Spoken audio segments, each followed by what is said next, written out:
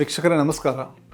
ಈಗ ನಮ್ಮ ಕರ್ನಾಟಕ ರಾಜ್ಯದಲ್ಲಿ ಪ್ರತಿಯೊಬ್ಬರಿಗೂ ರಾಗಿ ಮುದ್ದೆ ಅಂದರೆ ಒಂದು ಫೆಮಿಲಿಯಾರಿಟಿ ಇರುತ್ತೆ. ಕೆಲವರು ರಾಗಿ ಮುದ್ದೆ ತಿನ್ನೋದ್ರಿಂದ ನನ್ನ ಲಿವರು, ನನ್ನ ಡೈಜೆಸ್ಟಿವ್ ಸಿಸ್ಟಮ್ ಹೆಲ್ತಿ ಆಗುತ್ತೆ ಅಂದ್ಕೊತಾರೆ.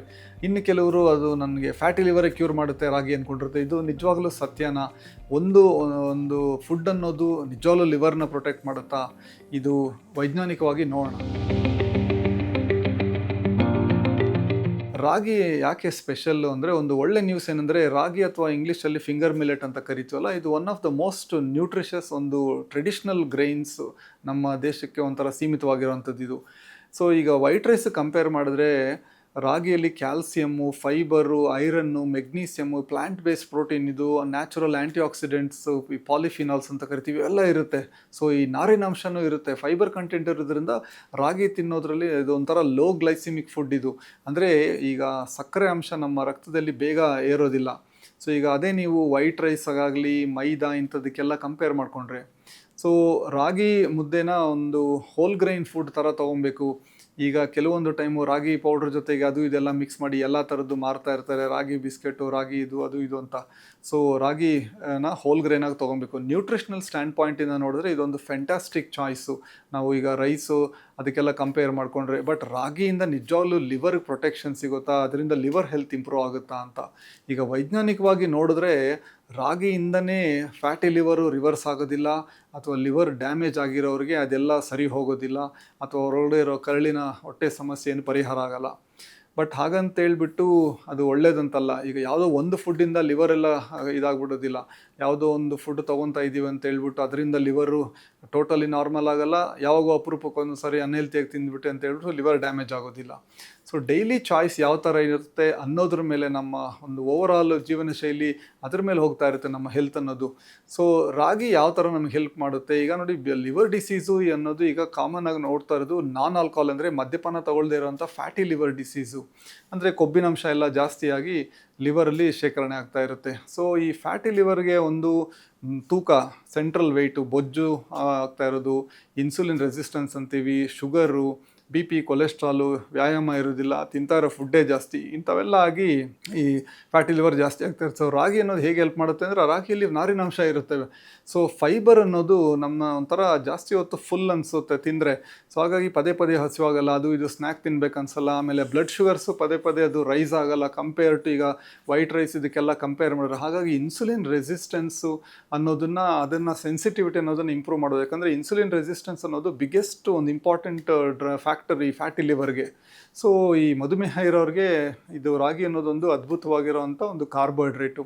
ಯಾಕಂದರೆ ಇನ್ಸುಲಿನ್ ರೆಸಿಸ್ಟೆನ್ಸ್ನ ನಾವು ಕಡಿಮೆ ಮಾಡಿದ್ರೆ ಲಿವರಲ್ಲಿ ಫ್ಯಾಟು, ಕೊಬ್ಬಿನಂಶ ಎಲ್ಲ ಇಂಪ್ರೂವ್ ಆಗುತ್ತೆ, ಲಿವರ್ ಡಿಸೀಸ್ ಇಂಪ್ರೂವ್ ಆಗುತ್ತೆ. ಸೊ ರಾಗಿ ಡೈರೆಕ್ಟ್ಲಿ ಲಿವರ್ನ ಟ್ರೀಟ್ ಮಾಡೋದಿಲ್ಲ, ಬಟ್ ನಮ್ಮ ಓವರಾಲ್ ಒಂದು ಮೆಟಬಾಲಿಕ್ ಹೆಲ್ತ್ ಅಂತೀವಿ, ಮೆಟಬಾಲಿಕ್ ಎನ್ವೈರ್ನ್ಮೆಂಟ್ ಅಂತೀವಿ, ಅದು ಸಪೋರ್ಟ್ ಮಾಡುತ್ತೆ. ಹಾಗಾಗಿ ಲಿವರ್ಗೆ ಅದರಿಂದ ಹೆಲ್ಪ್ ಆಗ್ತಾ ಇರುತ್ತೆ.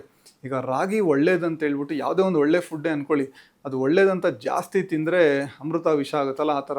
ಸೊ ರಾಗಿ ಒಳ್ಳೇದಂತ ಹೇಳ್ಬಿಟ್ಟು 3-4 ರಾಗಿ ಮುದ್ದೆ ತಿನ್ನೋದು, ಅದರ ಜೊತೆಗೆ ಏನು ಜಾಸ್ತಿ ಪಲ್ಯ ತರಕಾರಿ ಏನು ಇರೋಲ್ಲ, ಪ್ರೋಟೀನ್ ಇರೋಲ್ಲ, ಎಕ್ಸಸೈಸ್ ಇರೋಲ್ಲ ಅಂದ್ರೂ ಆವಾಗ್ಲೂ ಬೊಜ್ಜು ಬೆಳೆಸ್ಕೊಬೋದು ಈಸಿಯಾಗಿ ಓವರ್ ವೆಯ್ಟ್ ಆಗ್ತೀರಾ, ಅದರಿಂದ ಲಿವರಲ್ಲಿ ಫ್ಯಾಟ್ ಕೂರುತ್ತೆ. ಸೊ ರಾಗಿಯಲ್ಲೂ ಕಾರ್ಬೋಹೈಡ್ರೇಟ್ಸ್ ಇರುತ್ತೆ, ಹಾಗಾಗಿ ಅದೇನು ಕ್ಯಾಲೋರಿ ಫ್ರೀ ಅಲ್ಲ.